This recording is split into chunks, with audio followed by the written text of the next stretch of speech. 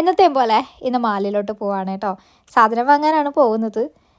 ഇന്ന് MTCC ഫെറിയിൽ തന്നെയാണ് യാത്ര. നേരെ പോയത് ലോക്കൽ മാർക്കറ്റിലോട്ടായിരുന്നു.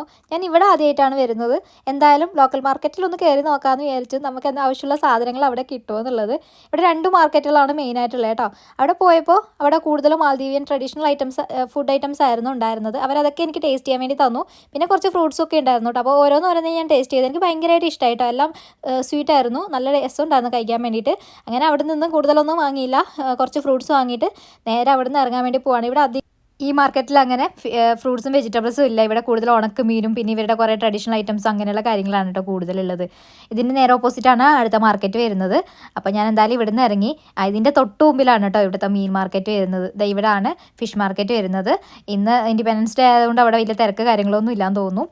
ദ്വീപുകളിലേക്ക് സാധനങ്ങൾ കൊണ്ടുപോകുന്ന ബോട്ടുകളാണ് ഈ നിർത്തിയിട്ടിരിക്കുന്നത്. 2 ആഴ്ചയിലോ 3 ആഴ്ചയൊക്കെ കൂടുമ്പോഴാണ് ഇങ്ങനെയുള്ള ബോട്ടുകൾ സർവീസ് നടത്താറുള്ളത്. ഓരോ ഐലൻഡിൻ്റെ റിക്വയർമെൻറ്റിനനുസരിച്ചിട്ട്. ഞാൻ മുൻപുണ്ടായിരുന്ന ഐലൻഡുകളിൽ എനിക്ക് ഇന്ത്യൻ സാധനങ്ങൾ ഞാൻ മാലിയിൽ നിന്ന് വാങ്ങുമ്പോൾ അവർ കൊടുത്തു വിടാറുള്ളത് ഇങ്ങനെയുള്ള ബോട്ടുകളിലായിരുന്നു. നമ്മൾ വാങ്ങുന്ന ബോക്സിനനുസരിച്ച് സാധനങ്ങളുടെ ബോക്സിനനുസരിച്ചിട്ടാണ് ഇവർ പൈസ ചാർജ് ചെയ്യുന്നത്.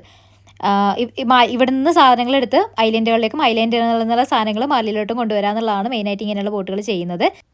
ചില ബോട്ടുകളിൽ പാസഞ്ചേഴ്സിനും കൊണ്ടുവരാറുണ്ട് കേട്ടോ. അപ്പോൾ ഇതാണ് മാർക്കറ്റ്. ഇവിടെ നമുക്ക് ഒട്ടുമിക്ക എല്ലാ സാധനങ്ങളും ലഭിക്കും കേട്ടോ. എല്ലാ പച്ചക്കറികളും ഫ്രൂട്ട്സ് ഐറ്റംസും നമുക്ക് ഇവിടെ ലഭിക്കും. വില എങ്ങനെയാണെന്ന് ചോദിച്ചു കഴിഞ്ഞാൽ അത്യാവശ്യം വിലയൊക്കെ ഉണ്ട്. ഇന്നിപ്പോൾ തിരക്ക് കുറവാണെന്ന് തോന്നുന്നു. അധികം ആരും അങ്ങനെ ഉണ്ടായിരുന്നില്ല. ഇങ്ങനെ ഓരോ മാസാവസാനവും ഇവിടെ വന്ന് പച്ചക്കറികളും ഫ്രൂട്ട്സൊക്കെ വാങ്ങാറാണ് പതിവ്. കാരണം ഐലൻഡിൽ ചില സമയങ്ങളിൽ നമുക്ക് ഇങ്ങനെയുള്ള സാധനങ്ങൾ കിട്ടും, ചില സമയങ്ങളിൽ കിട്ടില്ല.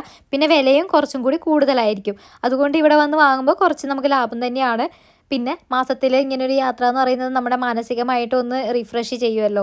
അപ്പോൾ അത്യാവശ്യം വേണ്ട സാധനങ്ങളൊക്കെ ബൾക്കായിട്ട് ഞാൻ വാങ്ങുകയാണ് ചെയ്യുന്നത്. ഐലൻഡുകളിൽ ജീവിക്കുമ്പോൾ നേരിടുന്ന ഏറ്റവും വലിയ പ്രശ്നം നമ്മുടെ ശരീരത്തിന് ആവശ്യമായിട്ടുള്ള ന്യൂട്രീഷ്യസ് ആയിട്ടുള്ള ഫുഡൊന്നും നമുക്ക് കിട്ടുന്നില്ല എന്നുള്ളത് തന്നെയാണ് കേട്ടോ.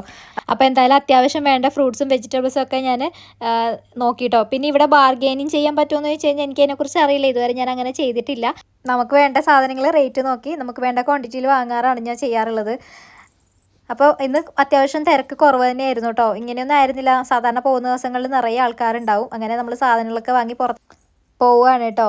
ഇനിയിപ്പോൾ ഇവിടുന്ന് നമുക്കിനി 2 മണിക്കാണ് നമ്മുടെ ഐലൻഡിലോട്ടുള്ള ഫെറി വരുന്നത്. അതുവരെ നമുക്ക് സമയമുണ്ട്. എന്തായാലും അവിടെ നിന്ന് ഇറങ്ങി നമ്മൾ നേരെ വന്ന് ഇവിടെ ഇരുന്നു കേട്ടോ. അപ്പോൾ അത്രയേ ഉള്ളൂ. Until the next video, it's me Vidya signing off.